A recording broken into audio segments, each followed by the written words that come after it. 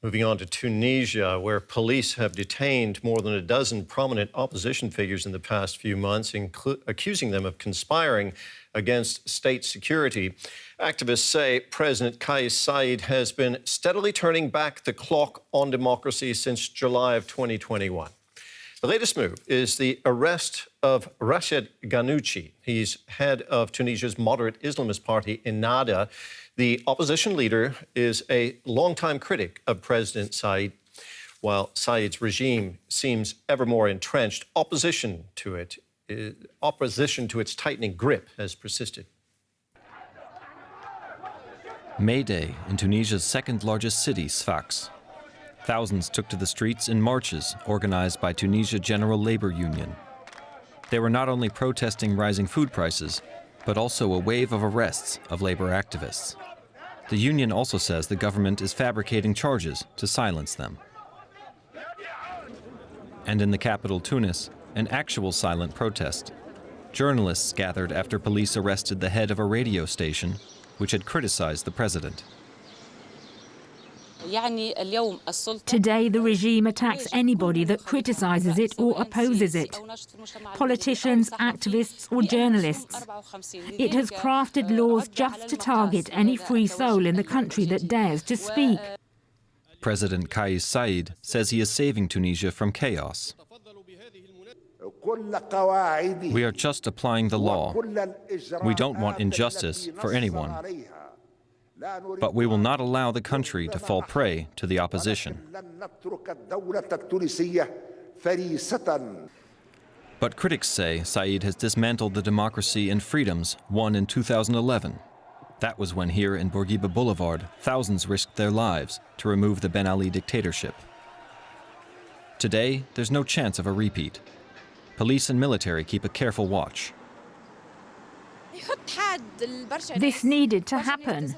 So some politicians know their role and limit. At least now we have hope for something better. We don't know if it will be like the old dictatorship with tons and tons of arrests. It's clear the opposition is being targeted to leave the political scene clear for the current regime. You can't get any closer than this to the headquarters of the country's most popular party, the Islamist Ennahda.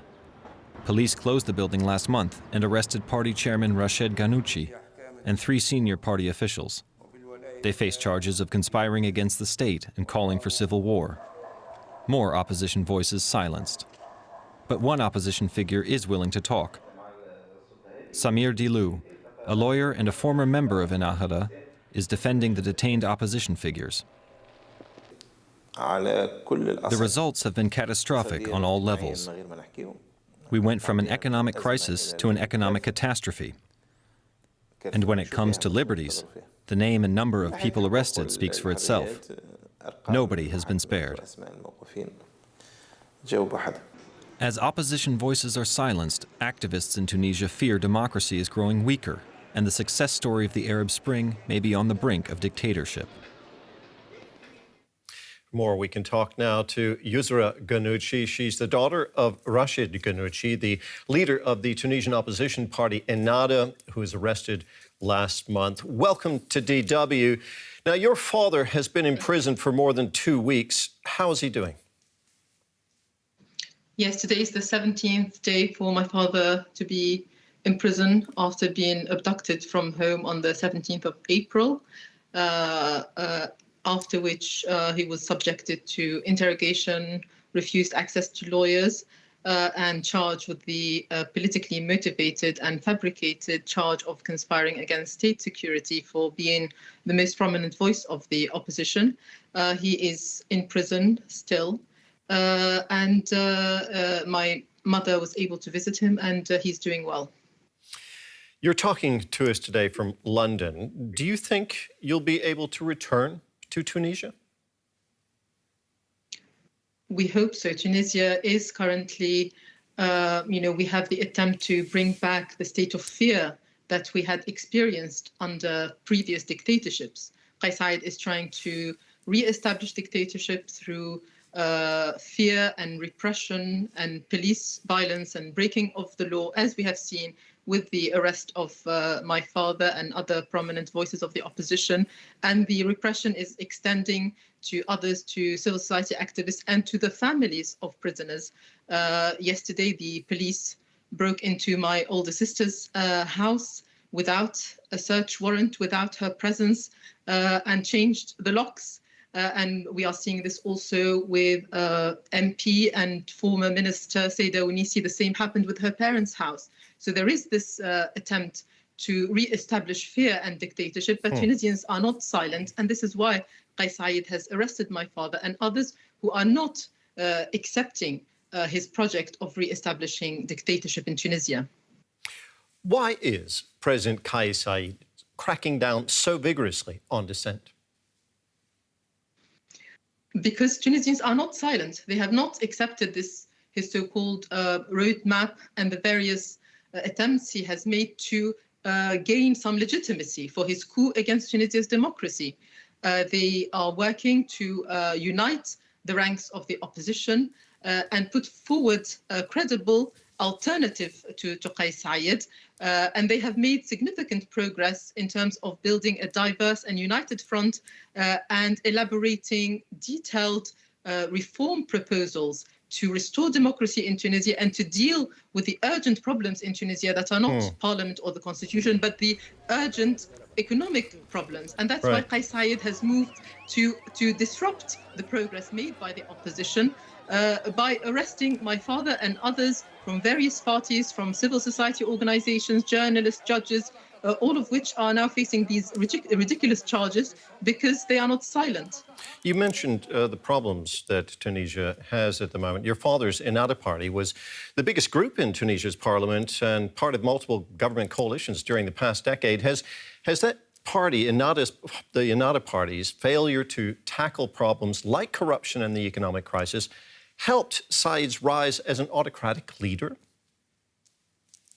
Ennahda led the first government after the revolution and contributed to promulgating a very progressive constitution, and then later was a junior member of several governments, and my father was the Speaker of Parliament that was illegally and unconstitutionally dissolved by Kais Saied as part of his coup.